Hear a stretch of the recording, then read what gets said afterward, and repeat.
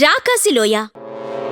బ్రహ్మదండి ఆ పని చెయ్యలేడు. వాణ్ణిప్పుడు ధనపిశాచి, కీర్తిభూతం పట్టి పీడిస్తున్నాయి. అందువల్లే వాడిలో ఇంగిత జ్ఞానం లోపించింది. అలా కాకపోతే వాడు నమ్మి మనిద్దర్నీ ఇలా కలిసికట్టుగా తిరగనిచ్చేవాడే కాదు అన్నాడు జయమల్లు. కొండమీద రాతి పక్కన నిలబడి వాళ్లకేసే చూస్తున్న బ్రహ్మదండి మాంత్రికుడు పెదాలపై చిరునవ్వు కదిలింది. వాడు చెయ్యెత్తి, శిష్య జయమల్లు, కేశవ, వచ్చేటప్పుడు ఇన్ని ఎండు దిరిస పుల్లలు, ఇన్ని వెలగ పుల్లలు సమపాళ్లలో పట్టుకుని రండి. కాలభైరవుడు ఆకలితో నకనకలాడిపోతున్నాడు. పాపం 1000 సంవత్సరాలకొక్కసారి మాత్రమే ఈ ఉపాసకుల ఊడల బర్రికి ఆకలి వేస్తుంది అని కేక పెట్టాడు. బ్రహ్మదండి మాంత్రికుడు తమ కేసి చూస్తూ చిరునవ్వు నవ్వడం, కాలభైరవుడు ఆకలితో నకనకలాడిపోతున్నాడు అనడం కేశవుడికి భయం కలిగించింది. ఒకవేళ తను జయమల్లు మాట్లాడుకున్న మాటలన్నీ తన మంత్రశక్తి చేత వాడు విన్నాడేమో అనుకున్నాడు కేశవుడు. ఇంకా 4-5 గంటల్లోపల తను మరణించటమో లేక బ్రహ్మదండి మాంత్రికుడు చావటమో తేలిపోతుంది. కేశవుడు ఇలాంటి ఆలోచనల్లోనే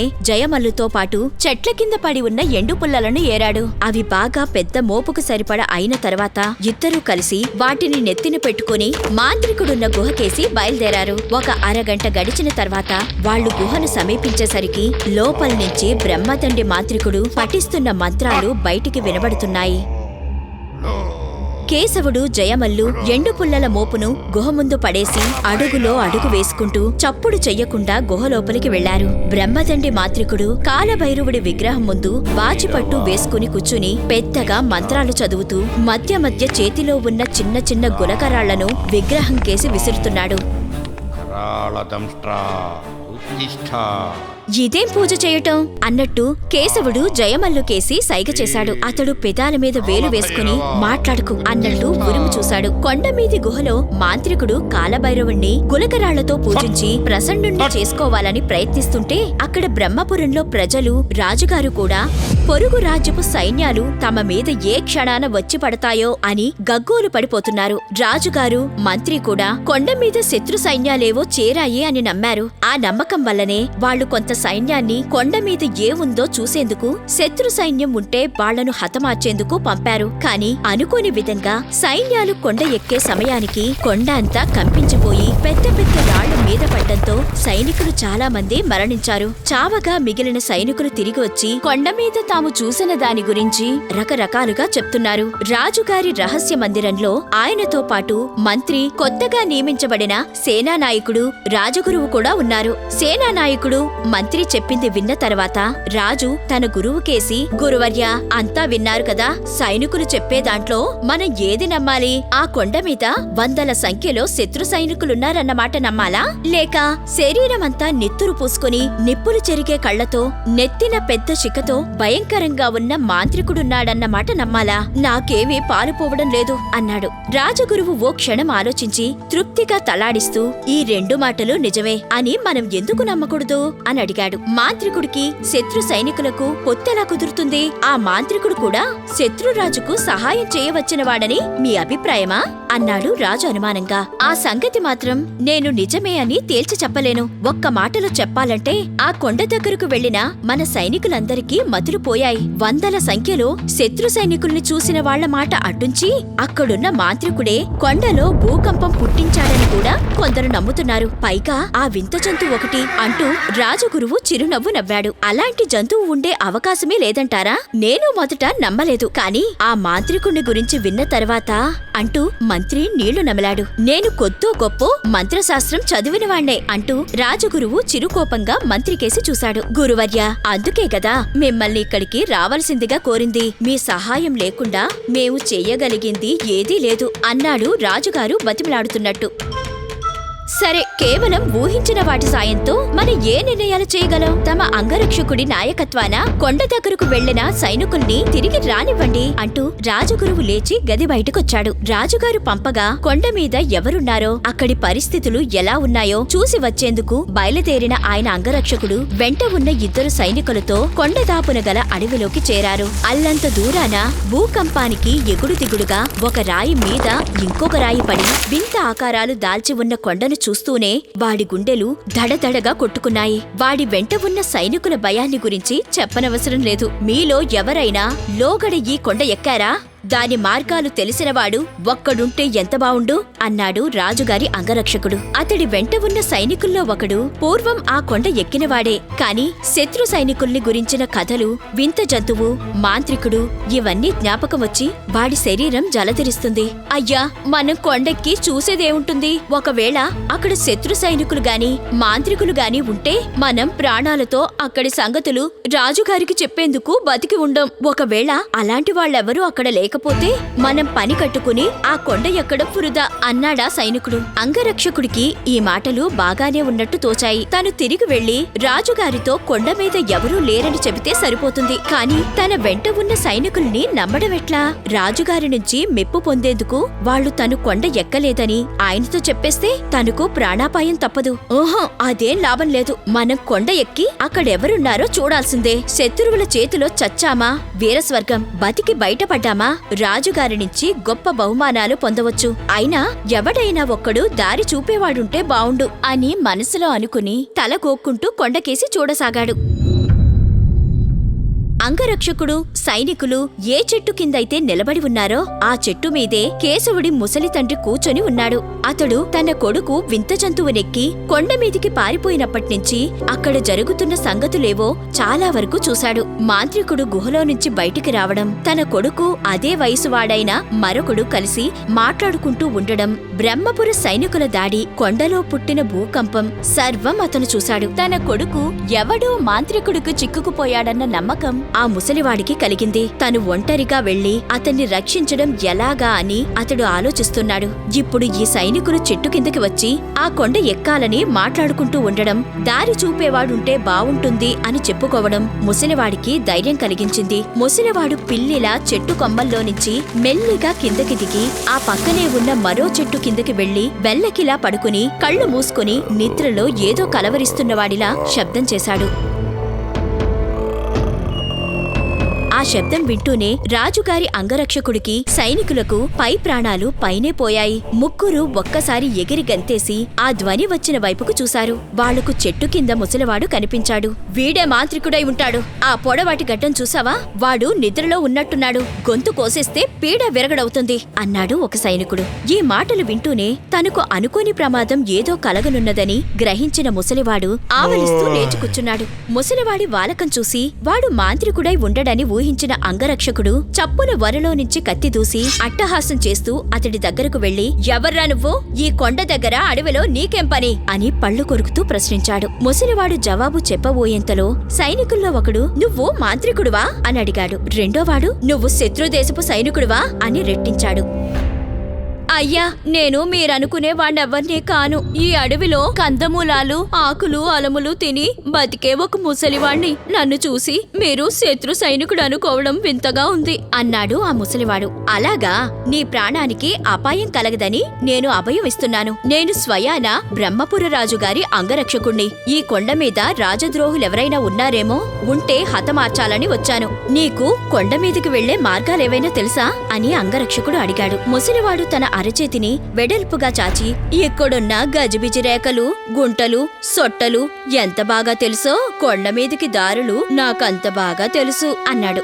ఆహా, అవసరానికి భలేవాడివి కనపడ్డావు. అయితే ముందుండి కొండ మీదికి దారితీ. ఇవ్వాళ్ళో రేపో కాటికి ప్రయాణం కట్టేవాడ్లా ఉన్నావు గాని, లేకపోతే రాజుగారికి చెప్పి నీకెన్ని బహుమానాలైనా ఇప్పించేవాణ్ణి అన్నాడు అంగరక్షకుడు. ముసలివాడికి అంగరక్షకుడనే మాటలు చెవికి ఏమీ ఎక్కట్లేదు. ఈ బ్రహ్మపుర సైనికుల సహాయంతో తన కొడుకు కేశవుణ్ణి మాంత్రికుడి బారి నుంచి రక్షించుకోవాలన్నదే అతడి ఆరాటం. అతడు కొండకేసి నడవసాగాడు. కొంచెం దూరం అతణ్ణి అనుసరించి పోయిన తర్వాత అంగరక్షకుడికి ముసలివాడి చేతిలో ఉన్న కత్తి కనబడింది. వాడు ఆశ్చర్యపోతూ, అడవిలో కందమూలాలు తిని బతికే నీకు ఈ కత్తెందుకు అని అడిగాడు. నేను ఒకప్పుడు బ్రహ్మపుర రాజుగారి దగ్గర సైనికుడిగా ఉన్నాను. ఈ రాజుగారు కాదు, ఈయన తండ్రి గారి కాలంలో. అప్పట్నుంచి ఈ కత్తి నా వెంటనే ఉంటుంది అన్నాడు ముసలివాడు విసుగ్గా. ఆ మాటలు వింటూనే సైనికులు గుసగుసలాడారు. అంగరక్షకుడు వాళ్లకేసి ఉరుము చూస్తూ, మన ప్రాణాలకొచ్చిన భయమేమీ లేదు. వాణ్ణి నమ్మలేకే ముందు దారి తీయమన్నాను. ఏదైనా మోసం జరిగేలా ఉందో వెనక నుంచి వాడి మెడ నరికేద్దాం అన్నాడు మెల్లిగా. ముసలివాడికి ఈ మాటలు వినిపించినట్టే నటిస్తూ కొండలు ఎక్కడం ప్రారంభించాడు. ఎత్తుగా ఉన్న ఒక చోట రాళ్ల చాటుగా నిలబడి కొండ కిందికి చూస్తున్న జయమల్లుకు నలుగురు మనుషులు కొండ ఎక్కడం కనిపించింది. గుహలో బ్రహ్మదండి మాంత్రికుడు కాలభైరవుడు ముందు ముగ్గులు వేసి వాటి మధ్య కేశవుని కూర్చోపెట్టి హోమం చేస్తూ మంత్రాలు పఠిస్తున్నాడు. కేశవుణ్ణి కాలభైరవుడు ఆవహించబోతున్నాడని, ఆ స్థితిలో అతన్ని చూడటం ప్రమాదమని చెప్పి అతడు జయమల్లును గుహ నుంచి బయటకు పంపేశాడు. కాని జయమల్లు వీలు దొరికినప్పుడల్లా గుహ దగ్గరకు వెళ్లి లోపల జరుగుతున్న తతంగమంతా చాటు నుంచి చూస్తూనే ఉన్నాడు. జయమల్లు తెలుసుకోవాలనుకుంటుంది ఏమిటి అంటే, కాలభైరవుడు ఆవహించినప్పుడు కేశవుడు ఏమి చెప్తాడా అన్నది. రాకాశిలోయకు వెళ్లే మార్గం, అక్కడున్న ధనరాశిలో మరేవో ఉన్న చోటు మాంత్రికుడు తెలుసుకోవాలని చూస్తున్న సంగతి అతడికి లోగడే తెలుసు. ఒకసారి ఆ రహస్యం తెలుసుకున్న తర్వాత మాంత్రికుడు కేశవుణ్ణి చంపేస్తాడన్న అనుమానం కూడా జయమల్లుకుంది. కనుక తాను రాకాశిలోయకు వెళ్లే మార్గం ఏదో వినాలి. కాలభైరవుడు ఆవహించినప్పుడు కేశవుడు చెప్పే మాటలు వాడు వదిలిపోయిన తరువాత అతడికి జ్ఞాపకం ఉండే అవకాశం లేదు. కనుక తనే విని జ్ఞాపకం ఉంచుకోవాలి. జయమల్లు ఇలా ఆలోచిస్తూ కొండ దిగువకు చూసేసరికి కొండ ఎక్కుతున్న నలుగురిలో నుంచి ఒకడు వెనుతిరిగి వేగంగా అడవిలోకి పరిగెత్తుకుని పోతున్నాడు. మిగతా ముగ్గురు ప్రతిమల్లా కదలక మెదలక నిలబడి కొండపైకి చూస్తున్నారు. ఆ ముగ్గుర్ని అంత ఆశ్చర్యపరిచిన సంగతి ఏమిటా అని జయమల్లు వెనుతిరిగి చూశాడు. గుహలో నుంచి నల్లని పొగ బయటకు వచ్చి తాటి చెట్టు అంత ఎత్తున ఆకాశంలోకి లేచింది. కొండ ఎక్కుతున్న ముగ్గుర్ని ఆశ్చర్యపరిచిన దృశ్యం అదేనని జయమల్లు గ్రహించాడు. ఇప్పుడు తనేం చెయ్యాలి? బ్రహ్మదండి మాంత్రికుడితో చెప్పాలా వద్దా? చెప్తే ఏమవుతుంది అని ఆలోచిస్తూ ఉండగా ఈ లోపల రాజుగారి అంగరక్షకుడు కొండ దగ్గర నుంచి పంపిన సైనికుడు బ్రహ్మపురం కేసి వాయువేగ మనోవేగాలతో పరిగెత్తుతున్నాడు. వాడికి అదృష్టం కొద్దీ దారిలో గుర్రాన్నెక్కిపోతున్న ఒక శతవృద్ధుడు కనిపించాడు. ఇదే అదుననుకుంటూ సైనికుడు కత్తి దూసి ఆ వృద్ధుణ్ణి భయపెట్టి గుర్రం మీద నుంచి లాగి దాన్నెక్కి నగరం కేసి దౌడు తీశాడు. కోట ముఖద్వారం దాటి ఆవరణలోకి అడుగు పెడుతూనే సైనికుడు మహారాజా మహారాజా అంటూ కేకలు పెట్టాడు. ఆ కేకలు వింటూనే కొత్తగా నియమితుడైన సేనానాయకుడు భవనంలో నుంచి బయటికి వచ్చి, ఏయ్ నోర్మయ్, ఏకంగా మహారాజు గారిని కేకలు పెట్టి పిలుస్తున్నావే, నీకేమైనా మతిపోయిందా? ఏంటి సంగతి అని గద్దించి అడిగాడు. సైనికుడు దానితో అదురుకుని, సేనాని, రాజుగారి అంగరక్షకుడు నన్ను పంపాడు. కొండ మీద ఉన్న ఒక గుహలో నుంచి నల్లని పొగ బయలుదేరి ఆకాశం ఎత్తులేస్తుంది. గుహలో మాంత్రికుడు ఒకడున్నాడని, వాడే లోకడ సేనానాయకుడిని చంపాడని ఒక ముసలివాడు చెప్పాడు. ఆ వార్త రాజుగారికి చెప్పి మరికొందరు సైనికుల్ని వెంటబెట్టుకుని రావాల్సిందిగా అంగరక్షకుడు నన్ను పంపాడు అని అన్నాడు. ఒక్క గుక్కలో అన్ని వివరాలు చెప్పేశావు, ఇక నోరు మూసుకుని నా వెంటేరా అంటూ సేనానాయకుడు సైనికుణ్ణి వెంటబెట్టుకుని రాజుగారి దగ్గరికి వెళ్లాడు. రాజగురువు సేనానాయకుడు చెప్పిందంతా విని సైనికుణ్ణి, ఆ ముసలాడెవరు అని ప్రశ్నించారు. వాడు మాకు అడవిలో కనిపించాడు అని అన్నాడు సైనికుడు. గుహలో నుంచి పొగ రావడానికి కారణం మాంత్రికుడే ఎందుకై ఉండాలి? శత్రు సైనికులు ఎందుకు కాకూడదు అని ప్రశ్నించాడు రాజగురువు. కాదని ఆ ముసలాడే చెప్పాడు. తాను అడవిలో ఆ మాంత్రికుణ్ణి చాలాసార్లు చూశాడంట. వాడుండే గుహ కూడా తనకు తెలుసునన్నాడు అని అన్నాడు సైనికుడు. వింత జంతువును గురించి ఆ ముసలాడికి ఏవైనా తెలుసా అని రాజుగారు ప్రశ్న వేశారు. ఆ వింత జంతువు ఆ మాంత్రికుడి సృష్టేనని ముసలాడి నమ్మకం. తను మాత్రం ఆ జంతువును చూడలేదన్నాడు మహారాజా అనన్నాడు సైనికుడు. గురువర్యా, ఏమిటి తక్షణ కర్తవ్యం అన్నారు రాజుగారు. రాజగురువు ఓ క్షణకాలం ఆలోచించి, ఆ కొండమీద గుహలో ఎవడో మాంత్రికుడు ఉన్నాడనే సందేహం లేదు. శత్రు సైనికులైతే అంత తెలివి తక్కువగా గుహలో నుంచి పొగ బయట పడనివ్వరు. అలా జరిగితే వాళ్ల రహస్యం మనకు తెలిసిపోతుంది కదా. కనుక అంత తెలివి తక్కువ శత్రువులుండరు. ఇప్పుడు నా అనుమానం ఏమిటంటే, ఆ మాంత్రికుడు ఏదో పెద్ద ఎత్తున గుహలో హోమం చేస్తున్నాడని, లేకపోతే అంత పొగ ఒక్కసారిగా బయటపడేందుకు వీలు కాదు. వాణ్ణి మనం ప్రాణాలతో పట్టుకోవాలి అని అన్నాడు. వాడు దుష్టమాంత్రికుడు కదా, మనం రహస్యంగా వెళ్లి వాణ్ణి పట్టుకోగలమా అన్నారు రాజుగారు నిస్పృహ కనబరుస్తూ. అదంతా నాకు వదిలేయండి. నేను మంత్రశాస్త్రం తెలిసినవాడినైనా ఇంతవరకు దాన్ని ఉపయోగంలో పెట్టలేదు. ఆ దుష్టుడి మంత్రశక్తిని హరించి వాణ్ణి ఎలా చేజిక్కించుకోవాలో నాకు తెలుసు అంటూ రాజగురువు సేనానాయకుడికేసి తిరిగి, సేనాని, మెరికల వంటి వాళ్లను ఓ 10 మంది సైనికుల్ని ఏరి వెంటనే బయలుదేరేందుకు సిద్ధం చేయి అన్నాడు. 10 నిమిషాలు గడిచి గడవక ముందే రాజగురువు, సేనానాయకుడు, సైనికులు గుర్రాలెక్కి నగరం వదిలి అడవి మార్గాన కొండ దగ్గరకు బయలుదేరారు. అంగరక్షకుడు పంపిన సైనికుడు దారి తీస్తున్నాడు. గుహ ముందు కావలి ఉన్న జయమల్లు కొండను సమీపిస్తున్న రాజగురువును, ఇతర సైనికులను చూశాడు. ఇంతకు ముందు అడవికి అడ్డం పడి పరిగెత్తిపోయిన సైనికుడు వీళ్లందర్నీ వెంట పెట్టుకుని వస్తున్నాడని అతడికి అర్థమయ్యింది. గుహలో నుంచి బయటికి వెలువడుతున్న పొగ మాంత్రికుణ్ణి పట్టించింది. వాడు రాకాసిలోయలో ఉన్న వేటి కోసమో చేసే ప్రయత్నంలో మైమరచి తన గొంతుకు ఉరితాడు పడనున్న సంగతి గుర్తించడం లేదు. జయమల్లు చప్పున వెనుతిరిగి గుహ దగ్గరకు వెళ్లాడు. లోపల కంచులా మోగుతున్న బ్రహ్మదండి మాంత్రికుడు గొంతు చప్పున ఆగిపోయింది. ఆ వెంటనే కేశవుడి గొంతు వినిపించింది. అతడు చెప్తున్నాడు, వింధ్యారణ్యాల కవతల ఒక గొప్ప కొండలోయ ఉంది. అదే రాకాసిలోయ. ఆ లోయలో ఒక చోట ఎత్తైన ఒక రావి చెట్టుంది. దాని కింద ఒక పాము పుట్ట. బ్రహ్మదండి మాంత్రికుడు ఎక్కడలేని ఆనందంతో పెద్దగా నవ్వుతూ, కాలభైరవా, చెప్పు, త్వరగా చెప్పు అంటూ కేశవుడి భుజం మీద మంత్రదండంతో గట్టిగా చరిచాడు. ఎండిమోడుగా ఉన్న చెట్టు వెన్నెల రాత్రి ఫలపుష్పాలతో నిండిపోతుంది. పులిరాజును చంపి చర్మం వలిచి దాన్ని అని కేశవుడు మాట మధ్యలోనే ఆగి చేత్తో గొంతు గట్టిగా పట్టుకుని వణికిపోతూ వెనక్కు ముందుకు ఊగసాగాడు. కేశవుడి వాలకం చూస్తూనే బ్రహ్మదండి మాంత్రికుడు గుహ దద్దరిల్లేలాగా, ఎవడువాడు నా మీదే మంత్రప్రయోగం చేశాడా?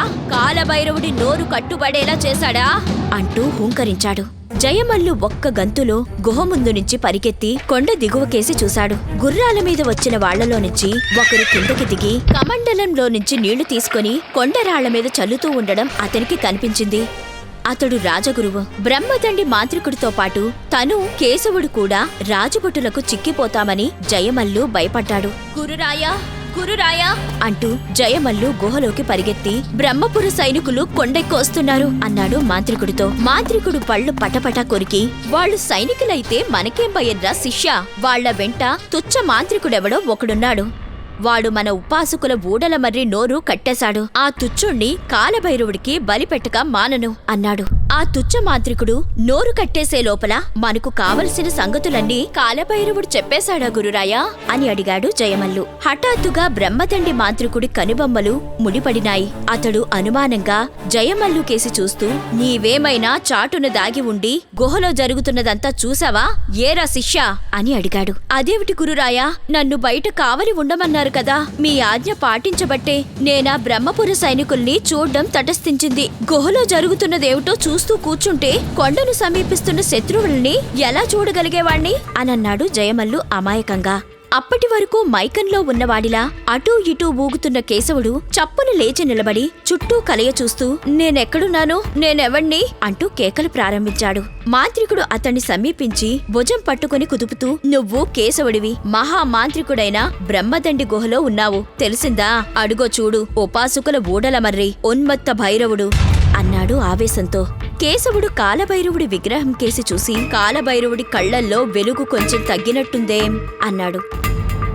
జయమల్లు ఏదో చెప్పబోయేంతలో మాంత్రికుడు అతన్ని వారించి, మరేం లేదు కేశవ, నేను అజాగ్రత్తగా ఉన్న సమయంలో ఒక తుచ్చ మాంత్రికుడు నా మీద దొంగ దెబ్బ తీశాడు. నువ్వేమీ భయపడకు, వాణ్ణి కొద్ది క్షణాల్లో కాలభైరవుడికి బలిపశువును చేస్తాను అంటూ హుంకరించాడు. గురురాయా, మనమిక్కడ కాలయాపన చేసేందుకు లేదు, ఎటైనా పారిపోదాం, మార్గం చూపండి అన్నాడు జయమల్లు. పారిపోవడమా? ఈ మహామాంత్రికుడు బ్రహ్మదండి శత్రువులకు భయపడి పారిపోవడమా? ఎంత మాటన్నావు శిష్య? కాలభైరవుడే నాకు రక్ష. ఎక్కడ్నించే నా మీద దొంగ దెబ్బ తీసిన నీచుణ్ణి హతమారుస్తాను. వాడి పాఠం వాడికే అప్పచెప్తాను. మీ ఇద్దరూ మాత్రం ఎక్కడికైనా దూరంగా పోయి దాక్కోండి అంటూ బ్రహ్మదండి మాంత్రికుడు కాలభైరవుడు విగ్రహం కేసి నడిచాడు. కేశవుడు తన విల్లంబులు తీసుకున్నాడు. ఆ తరువాత జయమల్లు అతడు కలిసి గుహ నుంచి బయటకు వచ్చి రాళ్ల వెనుకగా నక్కుతూ ఏనుగుల కొలను కేసి పారిపోసాగారు.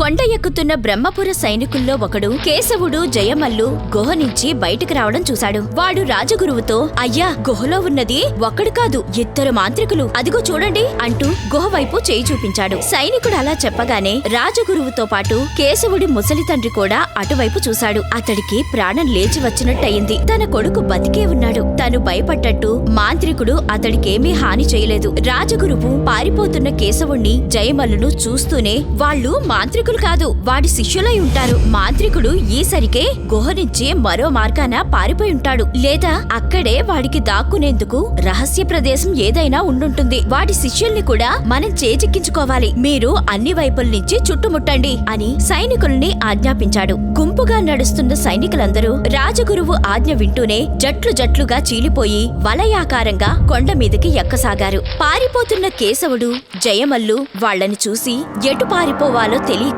తికమకపడ్డారు. సైనికులు అన్ని వైపుల నుంచి మనల్ని చుట్టుముట్టి పట్టుకోవాలని చూస్తున్నారు. వాళ్ల కంట పడకుండా పారిపోవటం ఎలా అన్నాడు కేశవుడు. నేను అదే ఆలోచిస్తున్నాను అంటూ జయమల్లు ఓ క్షణమాగి, మనం ఒకటి చేద్దాం. ఈ సైనికులు వెన్నంటి ఉండగా కొండ దిగి అడవిలోకి వెళ్లగలగడం సాధ్యమయ్యేదే కాదు. మనం ఇక్కడే ఏదైనా చీకటి గుహలో చొరబడి దాక్కుందాం అనన్నాడు. మనల్ని పట్టుకోవడానికి బయలుదేరిన వాళ్లు ఈ చుట్టుపక్కల ఉన్న గుహలు, గుట్టలు, పుట్టలు వెతక్కుండా ఊరుకుంటారా?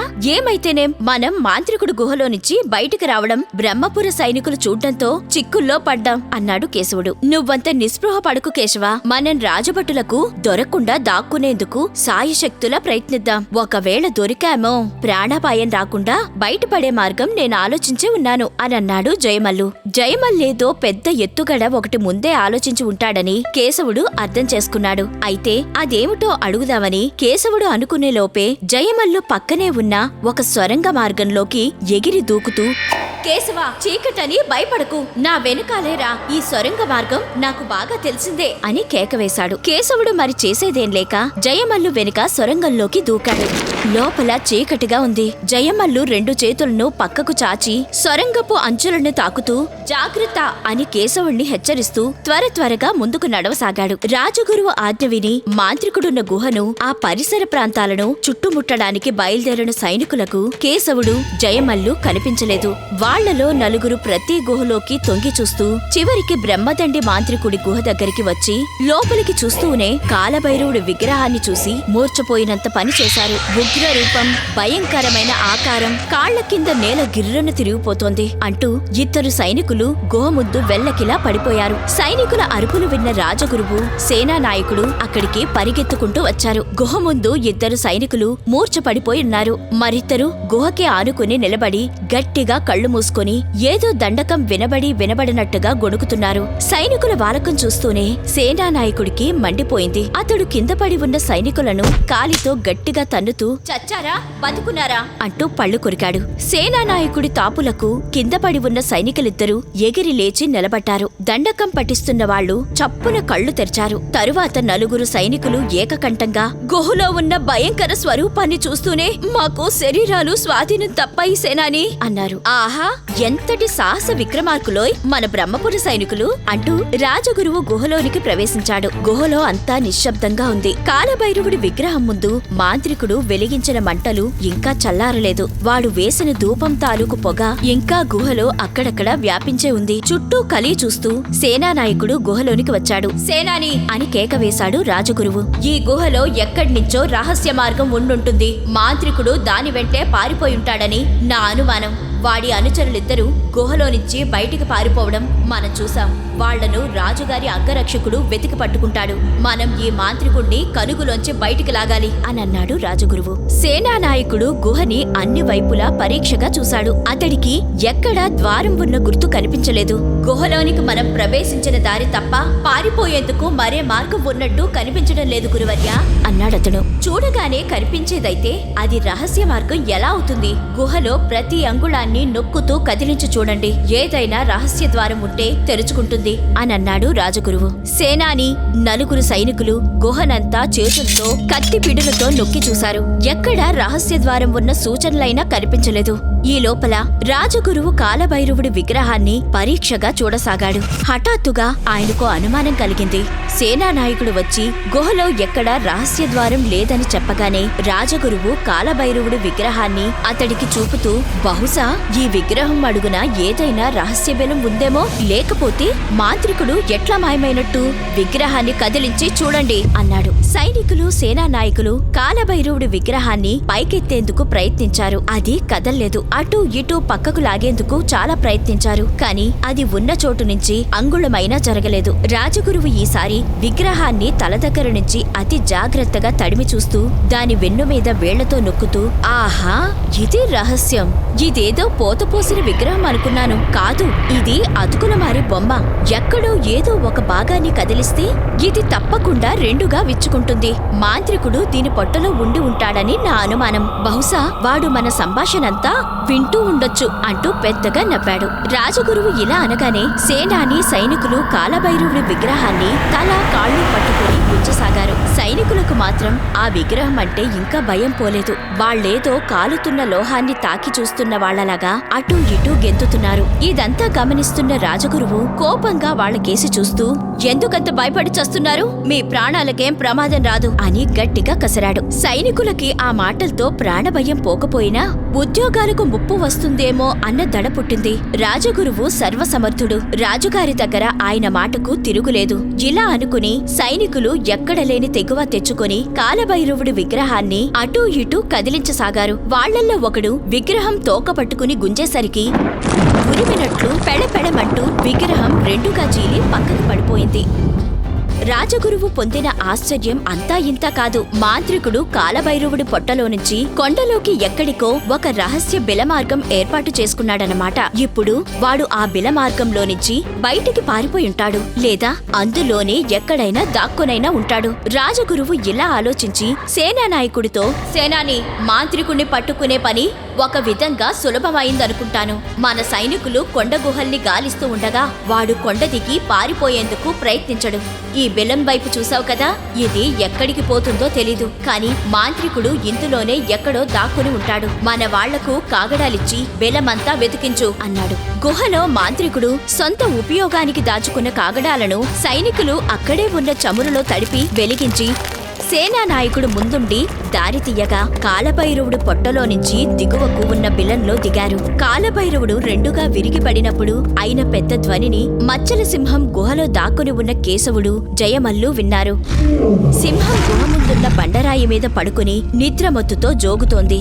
బ్రహ్మదండిగాడి రహస్యం సైనికులకు తెలిసిపోయింది. ఇక వాణ్ణి వాళ్లు పందికొక్కును కలుగులో నుంచి లాగినట్టు బయటికి లాగుతారు అన్నాడు జయమల్లు. ఇంతలో వాళ్లు దాక్కున్న గుహ వెనుక బాగాన అడుగుల చప్పుడు వినిపించింది.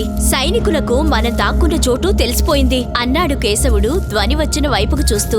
జయమల్లు ఒక్క ఎగురున వెళ్లి గుహ వెనుక బాగాన నలుచదరంగా ఉన్న ఒక రాతికి అడ్డంగా ఇనుప కమ్మీనొక దాన్ని తోసి అడుగులో అడుగు వేసుకుంటూ కేశవుడి దగ్గరికి వచ్చి రహస్యంగా అతడితో, ఇక మనకు ఆ వైపు నుంచి ప్రమాదం రాదు. అక్కడ ఏదో నలుచదరపు రాయి ఉన్నదని తప్ప అది గుహలోకి తెరుచుకునే తలుపు అని వాళ్లు గ్రహించలేరు. ఇంతకీ బ్రహ్మదండిగాడు ఏమైనట్టు? వాళ్లకు దొరికిపోయాడా అన్నాడు అనుమానంగా. కేశవుడు జవాబు చెప్పబోయేంతలో గుహ వెనుక భాగాన్నించి శిష్యా శిష్యా అన్న సన్నని పిలుపు వినిపించింది. ఆ స్వరం గుర్తుపడుతూనే జయమల్లు నిలువెల్లా కంపించిపోయాడు. అతడు కేశవుడి చెవిలో రహస్యంగా, కాలభైరవుడి విగ్రహం అడుగున ఏదో రహస్య బెలం ఉందని నాకు తెలుసు, కాని అది సరిగా ఈ గుహలోకే వస్తుందని నేనెరగను. బ్రహ్మదండిగాడి రహస్యం సైనికులకు తెలిసిపోగానే వాడు ఇక్కడికి పారిపోయి వస్తున్నాడు. మనం ఆ నలుచదరపు రాయిని అడ్డం తీసి గుహలోనికి దారిచ్చామో మనం కూడా సైనికులకు చిక్కుపోతాం. అందుకని మనం గుట్టు చప్పుడు కాకుండా ఊరుకోవడం మంచిది అన్నాడు. ఈ లోపల బ్రహ్మదండి మాంత్రికుడు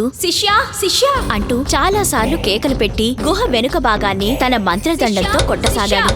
కాని అతడికి యువతల నుంచి ఎలాంటి జవాబు రాలేదు. కేశవుడు జయమల్లు కిక్కురు మనకుండా గుహలో ఒక మూల ఒదిగి కూర్చున్నారు. అక్కడ రాజగురువు ఆజ్ఞ విని బెల్లంలోకి దిగిన సేనానాయకుడు సైనికులు మాంత్రికుడు వెళ్లిన మార్గం కనుక్కోలేక పక్కదారుల వెంట చాలాసేపు తిరిగి చీకటి కోణాల్లో నానా అవస్థలు పడి కొంతసేపటికి రాజగురువున్న చోటుకు తిరిగి వచ్చారు. మాంత్రికుడు దొరకలేదా అని అడిగాడు రాజగురువు. గురువర్య, వాడ బెలంలో ఉన్న సూచనలేం కనిపించడం లేదు. బెలం మార్గం ఎక్కడా సూటిగా లేదు. చేతి వేళ్లలా అందులో నుంచి అన్ని వైపులకు సొరంగ మార్గాలున్నాయి. వాడెక్కడా కనిపించలేదు అన్నాడు సేనానాయకుడు. అలాగా అంటూ రాజగురువు కొంచెం సేపు ఆలోచించి, వాడు ఈ బెలంలో ఏదో ఒక సందుల్లో దాగి ఉన్నాడనే దాంట్లో సందేహమే లేదు. వాణ్ణి బయటికి రప్పించడానికి ఒకే మార్గం ఉంది. మీరంతా ఎండు పుల్లలు, ఆకులు, అలములు పోగు చేసుకుని వచ్చి బెల మార్గాన్ని వాటితో నింపి నిప్పు పెట్టండి. వాడు ఆ పొగకు తట్టుకోలేక ఏదో ఒక సొరంగం నుంచి బయటకొస్తాడు. అప్పుడు పట్టుకోవచ్చు అన్నాడు. సైనికులు బిలద్వారాన్ని ఎండు పుల్లలతో నింపి దాని మీద ఇంత చమురు పోసి నిప్పంటించారు.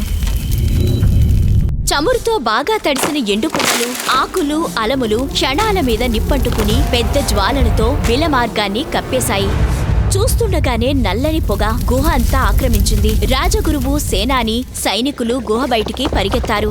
గురువర్య, మీరన్నట్టు మాంత్రికుడు బిలంలో ఎక్కడో దాక్కునే ఉంటాడు. వాడు తప్పక ఈ మంటల్లో పడి ఆహుతవుతాడని నా భయం అన్నాడు సేనాని. రాజగురువు గుహలో మరింతగా కమ్ముకుంటున్న పొగకేసి చూస్తూ, వాడు అంత తేలిగ్గా చచ్చే రకం కాదు. వాడికి ఆ బిలంలో నుంచి బయటపడేందుకు మరో మార్గం తప్పకుండా ఉంటుంది. వాడెక్కడో ఒకచోట కొండ మీదకి తేల్తాడు. సైనికుల్ని కాపుంచి వాడు తల బయట పెట్టగానే పట్టుకోమని ఆజ్ఞాపించు అన్నాడు. రాజగురువు ఇలా మాట్లాడుతున్న సమయంలో బ్రహ్మదండి మాంత్రికుడు మచ్చల సింహం గుహ వెనుక భాగానికి చేరి తన శిష్యుణ్ణి పిలుస్తున్నాడు. వాడు తన మంత్రదండంతో ఎన్నిసార్లు రాతి మీద కొట్టినా జయమల్లు దానికి అడ్డంగా ఉన్న ఇనుప కమ్మీని తొలగించి అతడికి మార్గం ఇవ్వలేదు. బ్రహ్మదండి మాంత్రికుడివి పావు చెవులు. వాడు గుహలో తన శిష్యుడు కేశవుడు మెల్లగా మాట్లాడుకుంటూ ఉండడం పసిగట్టాడు. తాను చేసిన శబ్దం వాళ్లకు వినబడిందని, కాని వాళ్లు తనను గుహలోనికి రానివ్వడం లేదని వాడు గ్రహించాడు.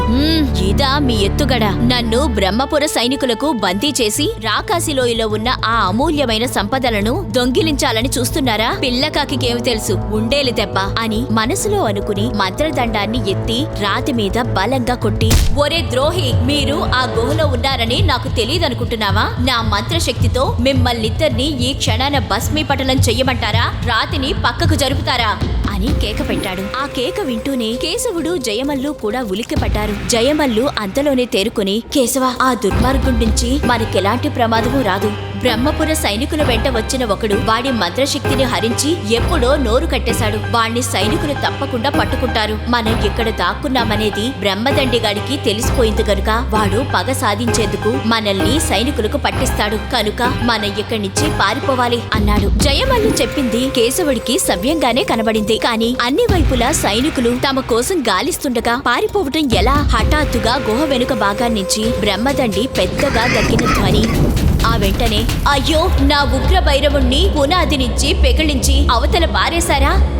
ఏమిటి పొగ? చచ్చాను. బిలంలో నుంచి బయటపడాల్సిందే. రాజభటులకు చిక్కి నానా హింసలు పడాల్సిన యోగం రాసిపెట్టుంది. రక్షక, కాలభైరవ అంటూ కేకలు పెట్టడం కేశవుడు, జయమల్లు విన్నారు. సైనికులు బిలమార్గాన ఏదో ఊదర పెట్టి బ్రహ్మదండిగాన్ని ఎలుకను కలుగులో నుంచి లాగినట్టు లాగబోతున్నారు అన్నాడు జయమల్లు. ఒరే ద్రోహి శిష్య, నీ మాటలన్నీ నాకు వినబట్టం లేదనుకుంటున్నావా అంటూ బ్రహ్మదండి పెద్దగా హుంకరించి తెరలుగా దక్కుతూ, ఈ బిలంలో నుంచి కొండ మీదకి వెళ్లే మార్గం నాకు తెలుసు. అలా వెళితే నన్ను సైనికులు తప్పకుండా పట్టుకుంటారు. ఇక్కడ పొగలో చిక్కి ఊపిరాడక చచ్చే కన్నా అదే కొత్త నయం. కాని సైనికులకు మీరెక్కడ దాక్కుని ఉన్నారో చెప్పి మిమ్మల్ని వాళ్ల చేత చిత్రవధ చేయిస్తాను అన్నాడు. ఆ వెంటనే మాంత్రికుడు గుహ వెనుక భాగాన్నించి వెళ్లిపోతున్న సూచనగా కాళ్ళు చప్పుడు వినిపించింది. జయమల్లుకు బ్రహ్మదండి అన్నంత పని చేస్తాడని భయం కలిగింది. అతడు కేశవుణ్ణి కూర్చున్న చోటనే ఉండమని చెప్పి గుహ ద్వారం దగ్గరకు వచ్చి బయటికి తొంగి చూశాడు. అతడి దృష్టికి దూరంగా ఎక్కడో ఒక సైనికుడు బండరాతి మీద నిలబడి ఉండడం కనిపించింది. వాడు గుహ కేసి కాక మరోవైపు చూస్తున్నాడు. జయమల్లు చప్పున గుహలోనికి వెళ్లి, కేశవ, మనం పారిపోవాలంటే ఇదే మంచి అదునుగా కనబడుతుంది. బ్రహ్మదండి మనం దాక్కున్న చోటు సైనికులకు చెప్పేస్తాడు అని అన్నాడు. కేశవుడు చప్పున లేచి నిలబడి జయమల్లు వెంట గుహ ద్వారం దగ్గరికి వచ్చాడు. అంతలో దూరం నుంచి పెద్ద కలకలం వినబడింది. బ్రహ్మదండి మాంత్రికుడు గొంతు కంచులా మారుమోగుతున్నది. సైనికులు కేకలు పెడుతున్నారు. కేశవుడు, జయమల్లు ఓ త్రుటికాలం నిశ్చేష్టులై ఏమి చెయ్యటమా అని ఆలోచించేంతలో చేత కత్తి పట్టుకుని ఒక వృద్ధుడు రాళ్లచాటు నుంచి బయటకొచ్చి గుహ ముందున్న మచ్చల సింహాన్ని చూస్తూనే టక్కున నిలబడిపోయాడు. ఇదిగో మీ అయ్య కేశవ అన్నాడు జయమల్లు. కేశవుడు ఆశ్చర్యంగా తండ్రి కేసి చూశాడు. జయమల్లు చెయ్యి ఊపుతూ, సింహం నిన్నేమి చెయ్యదు, భయం లేదు, రా అంటూ పిలిచాడు. కేశవుడి ముసలి తండ్రి చుట్టూ ఓ మారు కలియ చూసి రాళ్లచాటుగా నక్కుతూ గుహకేసి రాసాగాడు. దూరంగా అప్పటి వరకు పెద్ద మంత్రం పఠిస్తున్న బ్రహ్మదండి మాంత్రికుడి గొంతు చప్పున ఆగిపోయింది. అతడికి ఎదురుగా రాజగురువు కనిపించి కమండలం నుంచి ఇంత నీరు తీసి గాల్లోకి విదిలిస్తున్నాడు. అది చూస్తూనే మాంత్రికుడికి నోరు నొక్కుకుపోయినట్లయింది. హా, కాలభైరవా, నువ్వే నాకు దిక్కు అంటూ బ్రహ్మదండి ఉన్న చోటనే కుప్పగా కూలిపోయాడు. కాలభైరవుడికే దిక్కులేక రెండుగా ముక్కలై గుహలో పడి ఉన్నాడు. ఇంతకు నీ పేరేమిటి మాంత్రికా శిరోమణి అంటూ రాజగురువు చిరునవ్వు నవ్వుతూ బ్రహ్మదండిని సమీపించాడు. రాజగురువును అతడి వెనుక కత్తులు పట్టి చుట్టుముట్టి ఉన్న సైనికులను చూస్తూనే బ్రహ్మదండి మాంత్రికుడు ప్రాణభయంతో విలవిలలాడాడు. మహారాజా, నా పేరు బ్రహ్మదండి మాంత్రికుడు అన్నాడు తడబడుతూ. నువ్వు చాలా గొప్ప మాంత్రికుడువని అనుకున్నాను. రాజెవరో రాజగురువెవరో కూడా గ్రహించలేనంత బుద్ధిహీనుడువా అంటూ రాజగురువు మాంత్రికుడి తల మీద సిగపట్టి పైకి లేవనెత్తాడు. మహాఘనత వహించిన రాజగురు శేఖరులు నన్ను కాపాడాలి. నేను మీ దాసాన దాసుణ్ణి అంటూ బ్రహ్మదండి ప్రాణభయంతో వణికిపోసాగాడు. ఏం ప్రయోజనం ఆశించి నువ్వు అడవిలో బ్రహ్మపుర సేనాన్ని చంపావు అంటూ రాజగురువు బ్రహ్మదండి సిగ గుప్పెట్లో బిగించి అటూ ఇటూ ఊపాడు. రాజగురు శ్రేష్ఠ, సేనాన్ని చంపింది నేను కాదు, నా శిష్యుడు. వాడు గురుద్రోహి. నేను వద్దని ఎంత వారించినా వినక సేనాన్ని హత్య చేశాడు అన్నాడు బ్రహ్మదండి. శిష్యుడన్న మాటలు వింటూనే రాజగురువు మాంత్రికుడి సిగ పట్టు విడిచి, అన్నట్టు వాళ్ల మాటే మరిచాను. నీ ఇద్దరు శిష్యులు ఎక్కడా? చెప్పు అంటూ కళ్ళురిమాడు. రాజగురు సికామణి. వాళ్లలో ఒక్కడే నా శిష్యుడు. రెండో వాడు అడవిలో గొడ్లను కాచుకునే మూర్ఖుడు. వాళ్ళిద్దరూ కలిసి ఈ ప్రాంతాల్లో చెయ్యని కిరాతకం అంటూ లేదు అన్నాడు బ్రహ్మదండి మాంత్రికుడు. నేనడిగింది వాళ్ళెక్కడ దాక్కునున్నారని. నువ్వు వాళ్ళు చేసిన కిరాతకాల మాట చెప్తున్నావు. శిష్యులు చేసిన అపచారాలకు బాధ్యత గురువుదన్న సంగతి నాకు తెలుసు. వాళ్ళెక్కడా అంటూ రాజగురువు మాంత్రికుణ్ణి గద్దించాడు. రాజగురు చూడమని, ఆ ద్రోహులిద్దరూ మచ్చల సింహం గుహలో దాక్కునున్నారు. వాళ్లను వెంటనే పట్టి బంధించకపోతే రాకాసిలోయకు వెళతారు. నా గాడిదమారి శిష్యుడు జయమల్లుకు ఆ రాకాసిలోయ గురించి సర్వం తెలుసు. వాడు దొంగచాటుగా ఉండి కేశవుణ్ణి పూనిన కాలభైరవుడు చెప్పిందంతా విన్నాడు అన్నాడు బ్రహ్మదండి. రాకాసిలోయ అన్న పేరు వింటూనే రాజగురువు ఆశ్చర్యపడ్డాడు. అలాంటి పేరు లోగడ అతడెన్నడూ విని ఉండలేదు. మాంత్రికుడు కొండమీది చేరి కాలభైరవుణ్ణి ఉపాసించడానికి, సేనాని హత్యకు, వీటన్నిటికీ వెనుక ఈ రాకాసిలోయ కథ ఏదో ఉంది అని ఆయనకు తెలిసిపోయింది. రాజగురువు ఇలా ఆలోచించి తన వెంటున్న సైనికులతో మాంత్రికుడు చెప్పిన గుర్తుల ఆధారంతో మచ్చల సింహం గుహలో ఉన్న కేశవుణ్ణి, జయమల్లును పట్టుకుని రమ్మన్నారు. సైనికులు అటుకేసి పరిగెత్తారు. వాళ్లకు ముసలివాడితో కలిసి వెళుతున్న కేశవుడు, జయమల్లు కనిపించారు. సైనికులు పైన రాళ్ల గుట్టల మీద ఉండి కింద నడుస్తున్న ముసలివాడితో, ఏయ్ ముసలి, వాళ్ళనెక్కడికి తీసుకుని పోతున్నావు అని కేక వేశాడు. ఆ కేక వింటూనే కేశవుడి ముసలి తండ్రి ఏమాత్రం తడబాటు చూపించక, నేను ఈ దుర్మార్గుల్ని తీసుకుపోవడం లేదు. రాజగురువు వద్దకు అడ్డదారిని తీసుకుని వస్తున్నాను. నాకొచ్చే బహుమానం కాజేయాలని ఉందేమో. జాగ్రత్త, మీ దారిన మీరు పొండే అంటూ పెద్దగా అరిచాడు. ఈ చావబోయే వయసులో కూడా ముసలివాడికి డబ్బంటే ఎంత ఆశ అనుకుంటూ సైనికులు వెనుదిరిగి రాజగురువు దగ్గరికి బయలుదేరారు. రాజగురువుకు రాకాసిలోయను గురించిన సంగతి సందర్భాలు తెలుసుకోవాలని ఉన్నా అది శిష్యులు కూడా దొరికిన తర్వాత బ్రహ్మదండిని వాళ్ల ఎదుట ప్రశ్నించడం మంచిదనుకున్నాడు. అప్పుడు వాడు అబద్ధాలు చెప్పేందుకు అవకాశం ఉండదు. రాజగురువు అన్నిటికన్నా ముందుగా బ్రహ్మదండి మాంత్రికుడి గర్వం అణిచాలని నిశ్చయించుకున్నాడు. ఆయన సేనా నాయకుడిని పిలిచి, ఈ బ్రహ్మదండిని కాళ్ళు చేతులు బిగించి అడవి పందిని వేలాడగట్టినట్టు కావడి కనుకు వేలాడగట్టి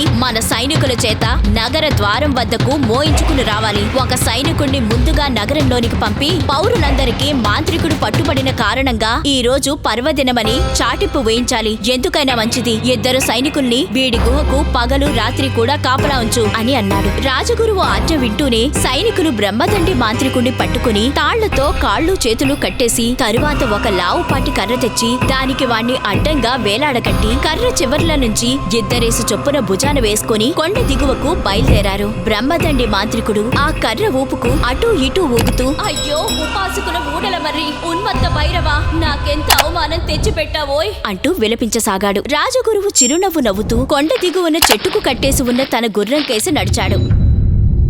సేనానాయకుడు ముందుగా నగరంలోనికి పంపిన సైనికుడు తప్పెటలు వాయించే కొందరిని వెంట పెట్టుకుని నగరంలో చాటింపు వేయించాడు. చాటింపు వింటూనే జనం గుంపులు గుంపులుగా చేరి కేకలు పెడుతూ ఆనందోత్సవాలు ప్రారంభించారు. చాలా మంది బ్రహ్మదండి మాంత్రికుడిని చూసేందుకు నగర ద్వారం దగ్గరకు వెళ్లారు. ముందుగా ద్వారం దాటి నగరం ప్రవేశించిన వాడు రాజగురువు. ఆయన శక్తి సామర్థ్యాల వల్లనే మాంత్రికుడు పట్టుబడ్డాడన్న వార్త విన్న ప్రజలు ఆయనకు గొప్పగా స్వాగతమిచ్చారు. ఆయనకు చేతులెత్తి అందరూ జేజేలు పలికారు.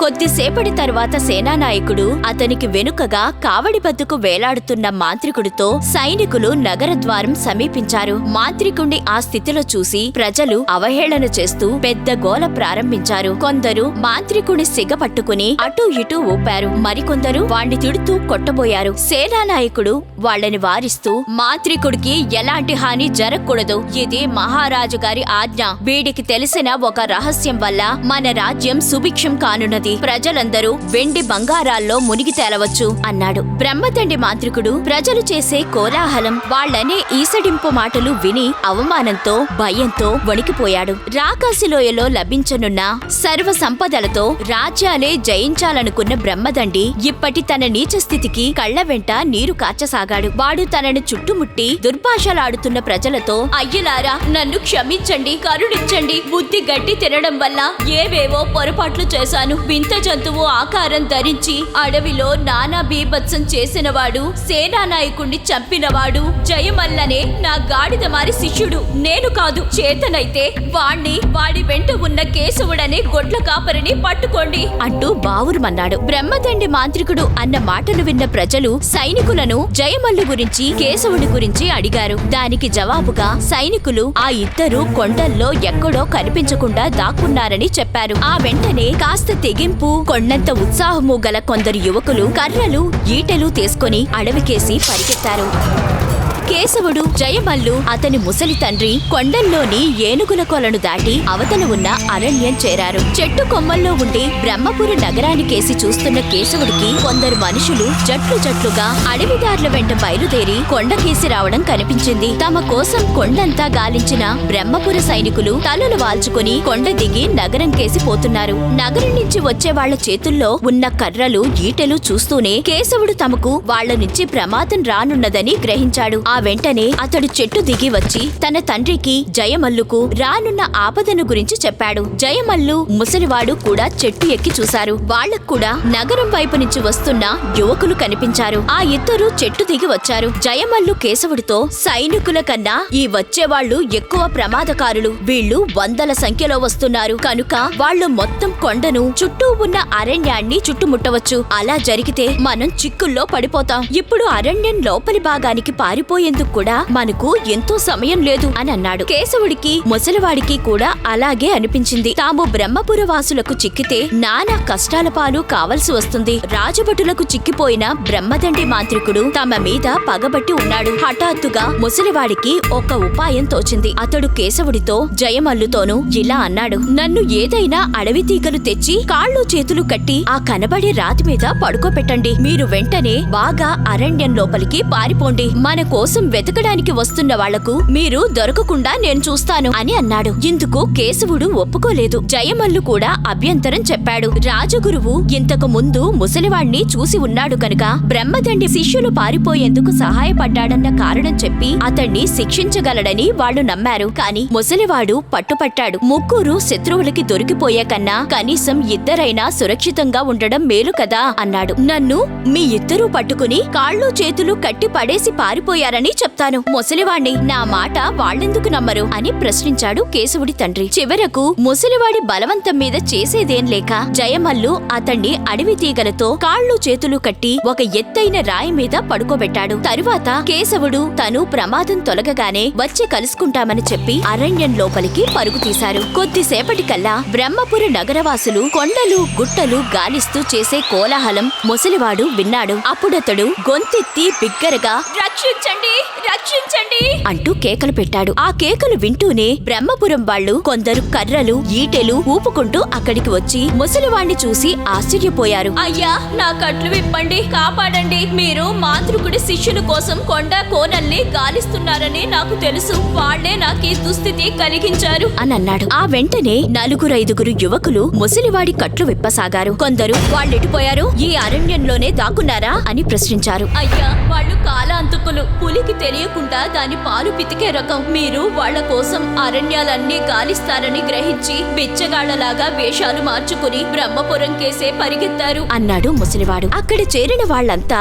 ఔరా అని ముక్కు మీద వేళ్లు వేసుకున్నారు. వాళ్లలో బాగా తెలివిగలవాణ్ణనుకునే ఒకడు, భలే మోసం, మనం వాళ్ల కోసం ఎక్కడైతే వెతకమో అక్కడికే వెళ్లారన్నమాట.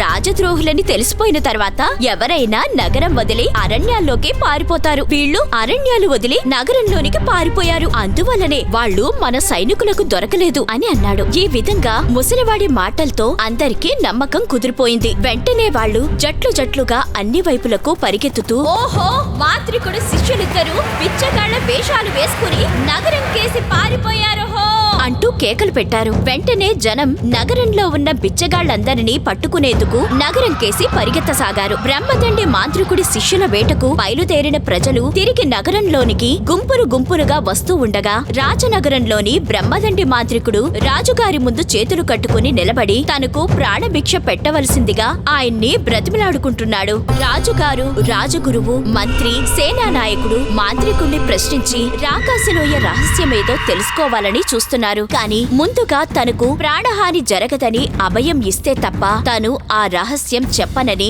మాంత్రికుడు పట్టుబడుతున్నాడు. నీకే విధమైన ప్రాణాపాయం కలగదని రాజుగారి తరపున నేను అభయం ఇస్తున్నాను అన్నాడు రాజగురువు. రాజు అంగీకార సూచకంగా తలాడించాడు. రాకాసిలోయలో ఏవో అపూర్వ ధనరాశులున్నాయని నువ్వు చెప్పిన మాట నిజమా? నిజమైతే అందుకు రుజువేమి చూపిస్తావు అని అడిగాడు రాజగురువు మాంత్రికుణ్ణి. రుజువా?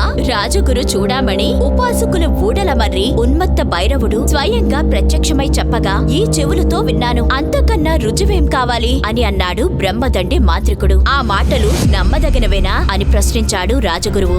భైరవా, పాపం హరించుగాక అంటూ మాంత్రికుడు రెండు చెవులు మూసుకొని 60 ఏళ్లుగా ఆ భైరవేంద్రుణ్ణి ప్రత్యక్షం చేసుకునేందుకు నిష్ఠతో ఉపాసన చేశాను. ఆఖరుకు ఆ రాకాసిలోయ చేరేందుకు మార్గం తెలిసి ఉన్న జాతకుని కూడా పట్టుకున్నాను. తమకు నా మాటల్లో నమ్మకం లేకపోతే ఇక నాకు ఆ కాలభైరవుడి పాద చతుష్టయమే శరణ్యం అంటూ భక్తావేశంలో ముందుకు పడిపోయాడు. గురువర్య, వీడు దుష్టుడైన గొప్ప భక్తుడిలా ఉన్నాడు అంటూ రాజు ఆశ్చర్యం కనబరిచాడు. అంతలో ద్వారం వద్ద కలకలం మొదలైంది. సేనానాయకుడు అక్కడికి వెళ్లాడు. ఇద్దరు సైనికులు పరిగెత్తుకుంటూ ఆయాసపడుతూ వచ్చి అతడి ముందు నిలబడ్డారు. వాళ్ళని చూస్తూనే రాజగురువు చెయ్యి ఊపి లోపలికి రండి, ఏమిటి విశేషం అని అడిగాడు. అయ్యా, నగరంలోని యువకులు కనబడిన బిచ్చగాళ్లందరినీ పట్టుకుని నువ్వు మాంత్రికుడి శిష్యుడివేనా, నిజం చెప్పు అని గొడ్లను బాదినట్టు బాదుతున్నారు. అడ్డుపడిన మా మీద కూడా వాళ్ళు కర్రలెత్తుతున్నారు అని చెప్పారు సైనికులు.